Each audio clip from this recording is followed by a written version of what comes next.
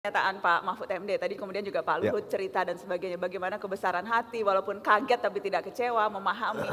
Tapi sesungguhnya proses politik yang terjadi tadi, analisa Pak Luhut tolong kemudian juga, apakah memang ini karena partai-partai tidak mau nanti mungkin saja Pak Mahfud MD yang bisa dapat kunci emas untuk jadi di 2024? Intinya tugas saya kan menerjemahkan bocoran Pak Luhut dalam bahasa ilmiah, jadi seakan-akan analisis gitu. Iya, saya pikir dramatis ya, kemarin ada cerita yang mengagetkan, walaupun Pak Luhut mengatakan ini jalan terbaik malah akhirnya. Kalau saya melihat dari sisi logika politik, terus terang apa yang terjadi di 2 hari kemarin sebenarnya mengagetkan. Terlebih dahulu tuh pilihan Prabowo, Sandi itu tidak ada yang menduga juga. Semua lembaga survei sekarang tidak punya simulasi dalam survei-survei sebelum kalau Jokowi dengan Ma'ruf Amin lalu kemudian melawan Prabowo dengan Sandiaga, angkanya berapa? Karena kita tidak pernah terpikir simulasinya akan seperti itu. Itu Pak Luhut yang menarik pertama. Nah, kenapa itu langkah brilian atau langkah itu jadi kalau di atas kertas survei ini bukan pilihan terbaik buat dua-duanya. Karena kalau dilakukan simulasi ini bukan survei yang tinggi. Jokowi tidak dengan Ma'ruf Amin untuk angka tertinggi. Dengan Mahfud jauh lebih tinggi. Prabowo juga tidak tertinggi dengan Sandiaga, paling tinggi itu dengan AHY. Nah, tetapi kenapa kemudian terjadi? Memang ada logika politik yang menurut saya menjadi problem yang kompleks di masing-masing koalisi. Buat Pak Jokowi tentu saja saya melihat ini pilihan yang reaktif dan realistis walaupun bukan terbaik. Mengapa? Satu tadi Pak Luhut sudah kasih bocoran dikit partai-partai. Suka atau tidak partai-partai ini pendukung Jokowi kan tidak sedang menatap 2019. 2019 they are the followers. Karena sudah pasti mereka dukung Jokowi. Tapi 2024 ini kan mulai tidak bertuan. No man's land. Saya ketua umum punya peluang sangat besar nih 2024. Nah, yang paling pentingan adalah bagaimana menjaga 2024 ini tidak kemudian menjadi milik satu orang yang sangat kuat. Nah, problemnya siapapun yang akan jadi wapresnya Jokowi itu kan seperti dapat tiket gratis 2024 jadi capres paling kuat. Sehingga walaupun Pak Mahfud kan bukan orang partai loh.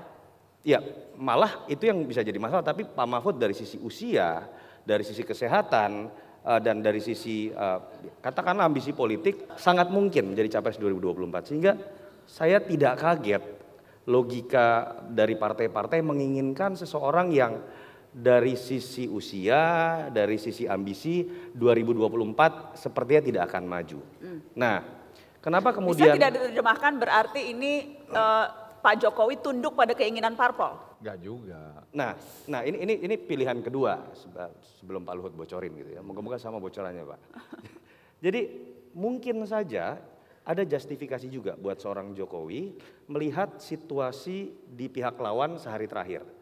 Dengan segala hormat, terasa ketika Prabowo bergabung dengan Sandi ini tidak terlalu kuat.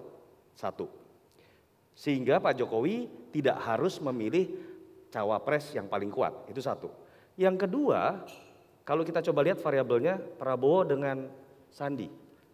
Yang dulu 2014 ini dianggap pemimpin koalisi umat. Tapi sekarang capres dan cawapres ini tidak ada yang bisa dianggap mewakili misalnya kalangan ulama. Walaupun tiba-tiba Sohibul Iman hari ini bilang Sandi itu santri pos Islamisme, istilahnya aja saya udah pusing. Santri kekinian lah. Santri kekinian. Setahu saya TKSD-nya di PKSD, lalu kemudian juga SMA-nya di PL. Jadi santrinya di mana saya agak bingung juga. Tapi itu tapi lebih aneh lagi Pak Osman Sabta hari ini bilang Pak Kiai Ma'ruf ini milenial, lebih pusing lagi saya. Jadi, tapi itulah politik Indonesia Bapak Ibu. Pokoknya kalau untuk kampanye siapapun bisa jadi apapun. Siapapun bisa jadi apapun, bisa jadi kardus, bisa jadi baper, bisa jadi apapun. Nah, menurut saya ada justifikasi, adalah sebuah kesempatan besar buat kubu Pak Jokowi ketika Prabowo dan Sandiaga tidak dianggap merepresentasikan koalisi umat yang selama ini mereka klaim, kenapa tidak sekalian kita ambil narasinya?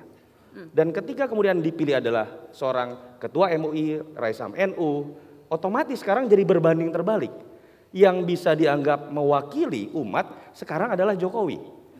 Nah, itu yang menurut saya mungkin jadi justifikasi sehingga saya katakan ini realistis. Selain ada kepentingan parpol yang terakomodir, tetapi juga ada justifikasi secara elektoral yang membuat kampanye mungkin akan lebih mudah. Itu mungkin. Pak Luhut, jadi ini Anda tidak setuju bahwa ini artinya Pak Jokowi tunduk pada keinginan parpol-parpol pendukung? Petugas partai, istilah Bu Mega, ingat nggak awal-awal dulu teman-teman? Saya kira enggak juga.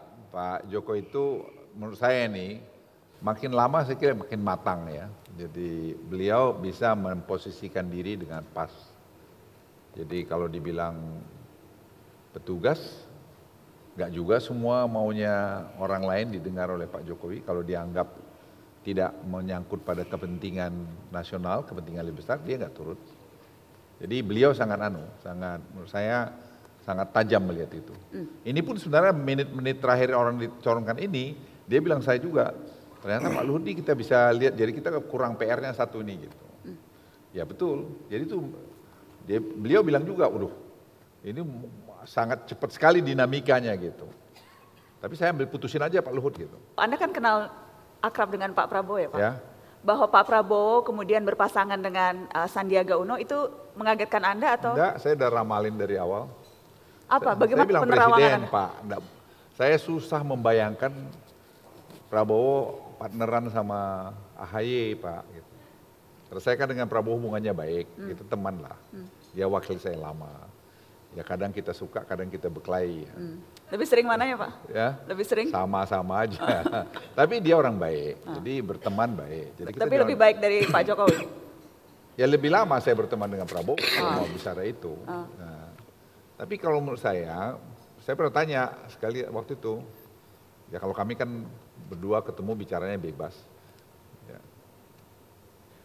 Kamu maunya wakilmu mana sih gitu?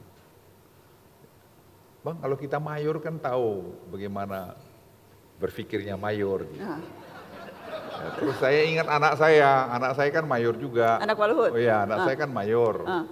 Lagi sekolah di Command General Staff College di Amerika. Pas dia kirim foto ke ibunya, dia lagi di mengunjungi satu dibawa atur oleh sekolahnya, mengunjungi pabrik pesawat terbang. Lagi bilang gini-gini gitu. Ya saya bilang kira-kira otak mayor tuh gini-gini lah gitu. Jadi ya plus minus kan. Jadi enggak mungkin lah Pak Prabowo itu mau wakilnya, psikologis buat dia juga nggak nyaman, satu. Yang kedua, memang hubungan dia dengan Sandi juga bagus. Karena pernah saya bilang Sandi itu gini-gini, oh enggak bang, itu bagus itu, gini-gini gitu.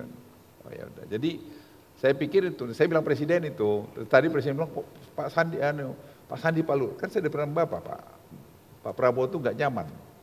Masa dia nyaman wakilnya mayor, dia letnan jenderal Pak. Dia jenderal anak buahnya gini gimana? Ya repot Pak. Walaupun di atas kertas minimal survei elektabilitasnya tinggi, ya ada soal lain. Dan Demokrat sudah siap, tampaknya terlihat ya siap kan judulnya kan kalau kita lihat billboardnya siap. Hitung-hitungannya kan secara logistik mungkin juga lebih kuat Demokrat begitu. Tapi mengenal Pak Prabowo saya kira saya tahulah beliau. Jadi saya pikir dia tidak akan pilih itu. Jadi tapi tidak saya pikir apa iya, tapi waktu dia mau saya pikir waduh salah saya ini gitu. Tapi tiba-tiba sadar oh benar saya udah. Benar. Jadi sudah bagus pilihan dia situ.